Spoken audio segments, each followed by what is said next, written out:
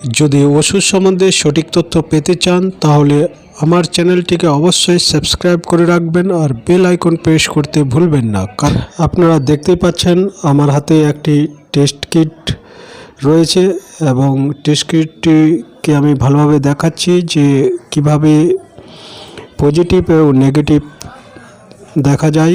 প্যাকেটের মধ্যে থেকে একটি ড্রপ ও টেস্ট কিট রয়েছে, একটা ইউরিনের বোতল আছে, যাতে মহিলাটির ইউরিন নেওয়া হয়েছে সেই বোতল থেকে আমরা ওই ড্রপ দিয়ে হালকা হালকা করে 1-2 ফোঁটা করে এমনি দিতে থাকবো।